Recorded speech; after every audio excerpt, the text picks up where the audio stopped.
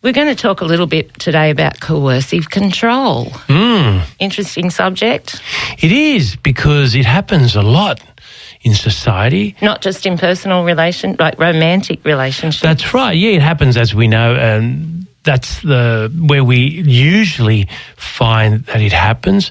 Someone has a little bit more power and utilises that to coerce, to make that other person do what they want. The manipulation, basically. Yeah, that's right, isn't it? And it can start off insidiously, can't it? The person doesn't really recognise it. They might think, that person really loves me. Yeah, it can. We find that these type of relationships start off as quite subtle. It's a little bit here, a little bit there, and it's pretty much through fear. So by the time the other person knows it, the victim, if you like, they're already under certain control, and by the manipulation of the other person, personality has to do with it, and other forms of power, and of course physical.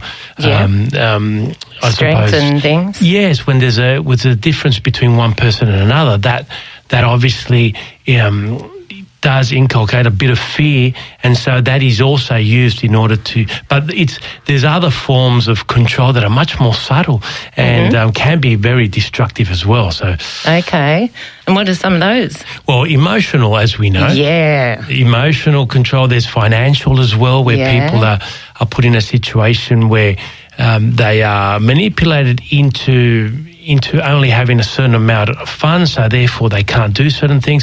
But the emotional one is the big one, isn't it? Oh, you can't. It's not like you can see it happening because you can't see any physical signs of it. That's right. And sometimes we've been to parties or to dinners and so forth, and we can see that someone has control over that other person, can't we? We can actually. You don't need to be a psychologist sometimes to work it out.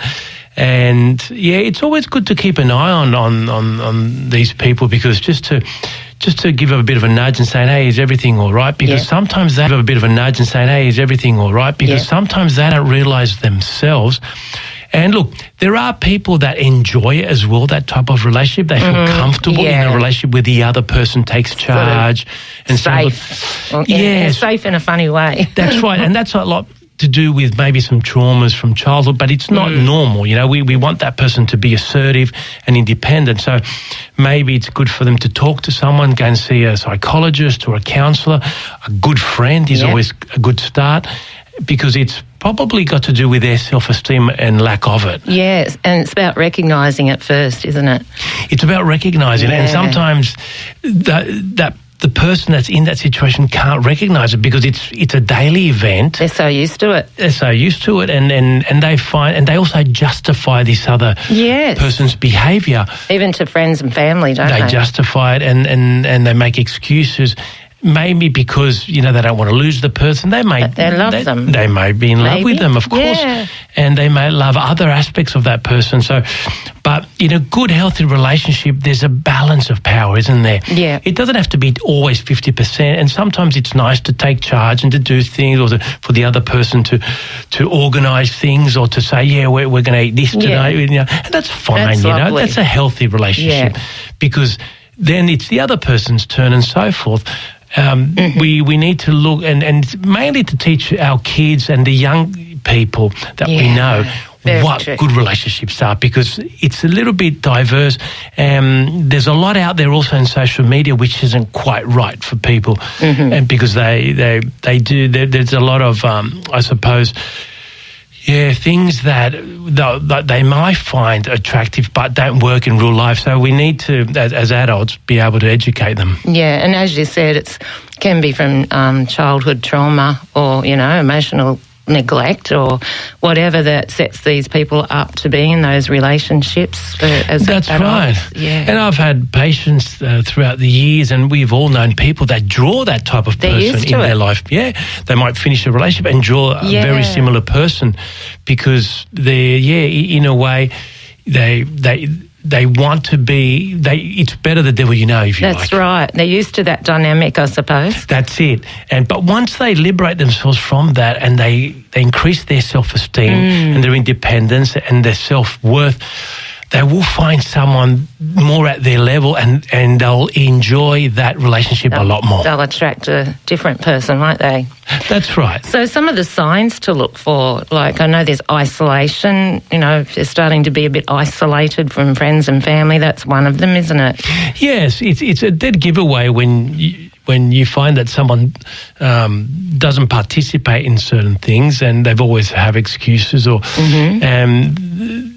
then you find out that their partner is involved in that decision making. They may not want them to go out on their own or without them or with certain people. So they become quite possessive. And although the person saying it may not necessarily say that. Yes, but once you protect them. Yeah, you just ask a couple of questions and you realise that they do want to do it, but they can't. Yeah. And so that's when maybe, it's time for a little chat. But it'd be hard to have that chat with someone, say your daughter difficult. or something, to say, because they could go the other way if you're saying, right. Don't get involved and so forth. It'd be hard, wouldn't it? Yeah, it is. But there's ways of approaching and to say, look, I'm concerned about certain things. It's fine if it's okay, but just put me at ease that you're right with it. So then they know and just say, look, it's up to you, but I just noticed this and this. And then maybe just plant that little seed that they can talk to someone about it if they like. But everyone has, and every couple, every partnership has their private, I suppose, issues which they don't need to divulge to the rest of the world. So they need to sort it out. And of course, we need to keep an eye on any other issues, like if there's any physical violence and so forth. Because obviously there's a line you draw and it doesn't matter whether people get upset. That's when you have to intervene. That's when you step in, that's right. That's right. Okay, well, that's been great information, even if we can help someone or if you can help someone recognise that that's happening to them or to one of the people they love and get some help even. For sure. Talk to you or to yourself. And with yourself, to that interpersonal voice. Sometimes it's nice just to think about our own relationships and on your own and just work out if it's something that you want to be in and if it is, maybe just fine-tune little things. Work on it a bit, yeah. There's only a bit of... Most relationships need fine-tuning. They're not perfect, but there's ones that are totally imbalanced where one person has too much power and the other very little. So they're the ones that you've got to keep an eye on. Because they sort of have total control over you? That's great. Do you think we should play that song? I do. I love that song. That bass line just is amazing. So simple. Oh, and her voice. Oh. All right. Well, thanks. I'd like to dedicate that song to a couple of friends of mine in Woi Woi. In Woi Woi? Who may they be? You're allowed to tell me? 2 close friends. Okay, 2 close friends. All right then. Thanks, Carlos. You may be back next Friday. I'm hoping we'll do a double shot. We will. Double shot and maybe about... coercive control when it's not a romantic relationship. Talk maybe about that. What do you think? I'll do some research. Okay. Thanks again, Carlos. Here's the Motels. Total Control.